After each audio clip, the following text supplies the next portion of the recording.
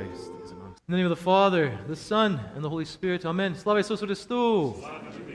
Glory be to Jesus Christ. Glory be forever.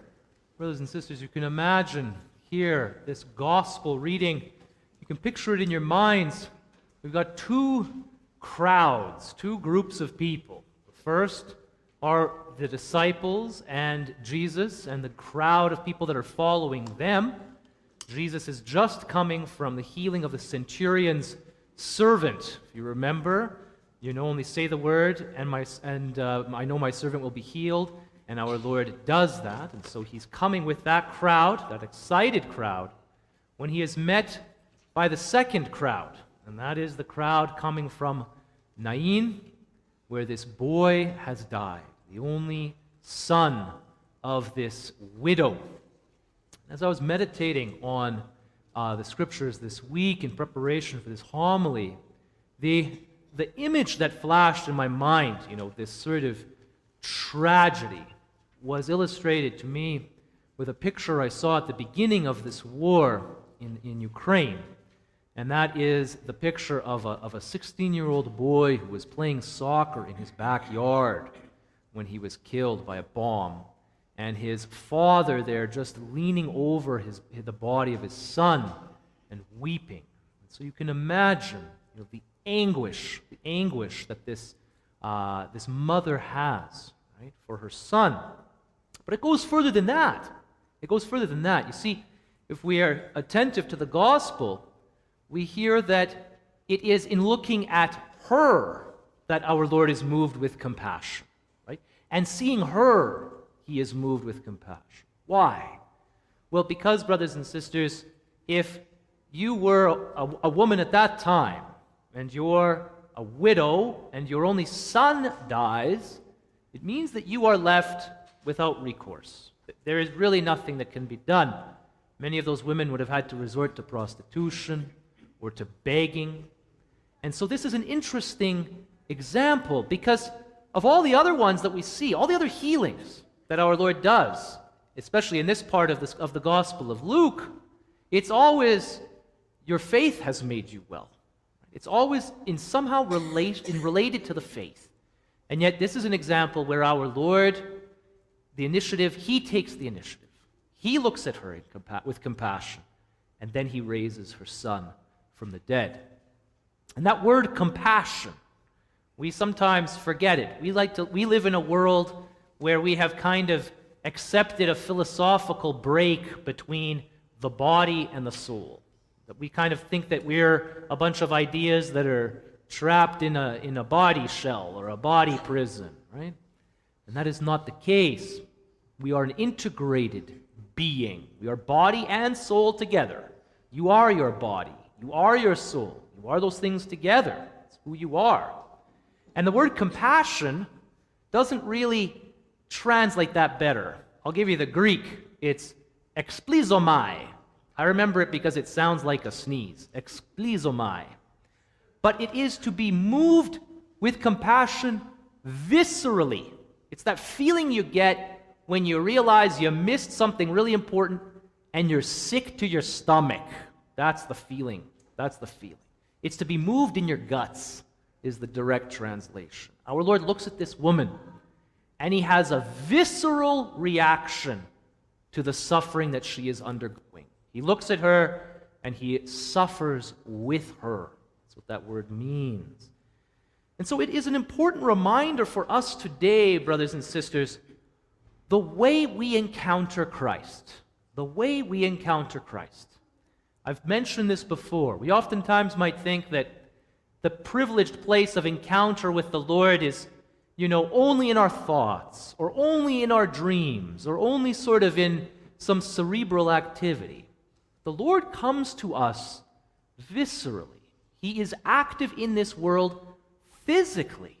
It's essential for us to understand that. How does he raise this boy from the dead? By touch. He touches the bier, right, that he's being carried on. And that goes to show that he isn't afraid of that ritual impurity. Right? To touch a body or to touch something that's touching a body renders you spiritually impure, ritually impure. He is not afraid of that. Same thing with when the woman with the flow of blood touches the hem of his garment. Once again, healing through touch. And we have this as in our tradition. It's not something foreign. We're constantly kissing icons, right? We're constantly making bows with our bodies. We're making the sign of the cross. We use our bodies very much in our worship. This is a privileged encounter with our Lord. All the sacraments, they all use real things: water, wine, bread, oil, all of these things, in order not to symbolize only the Lord's connection with us, but to communicate that, to make the Lord present. It's essential for us to understand that. And so, what does it mean for us, brothers and sisters? What does it mean for us, practically speaking? I would say, number one, fight the temptation to reduce our faith to ideas, but instead lean into the ritual. Lean into the ritual. The beauty of our church is the fact that we have remained integrated. We've taken our prayers and our bodies and put them together. The stuff that we do here is not extraneous. It's not take it or leave it. It is, in fact, communicating the incredible relationship that we are in with our Lord. We need to have that beauty. And it's very difficult to understand that unless you've been immersed in it, unless you've experienced it. But when you are going through Great Lent and you're exhausted because you're doing all these bows and touching your head to the ground and you're exhausted, well, it's right at that moment when your defenses have been lowered enough and you're exhausted enough that all of a sudden the Lord can enter into your life in a deeper and more profound way. It is possible. I have experienced it, where you are so tired from the long and beautiful service, and yet you don't want it to end. You figure out this is going to be done in about 20 minutes, and you say, if only it could go longer, because it's something incredible. It's that entering into a deeper relationship. Lean into the ritual, brothers and sisters. Don't see it as something extra or extraneous. See it as something beautiful and necessary. Because, brothers and sisters, that is where our Lord has that privileged encounter. And I trust in the Lord.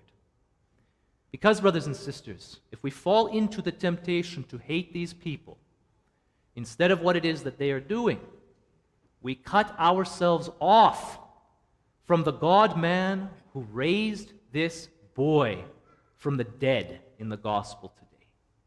The real power, the real life belongs to the Lord. And in fact, he even says to us, vengeance is mine. That's what he says. It is not up to us. It is not up to us. And so, as difficult as it is, and as difficult as it may become, don't succumb to the temptation to hate our enemies in this situation. It is simply wrong. Our Lord is the one who will see us through this. Our Lord is the one who is powerful to save and able to save. And we must cling to him even tighter in this difficulty, as opposed to taking the easy way out and to hating our brothers and sisters, as hard as that is. If you find that in your mind and in your heart you have drifted into that hatred, it is not too late. Bring it to confession, brothers and sisters. Bring it to the place where the Lord can wash it away, can separate that sin from you as far as the east is from the west.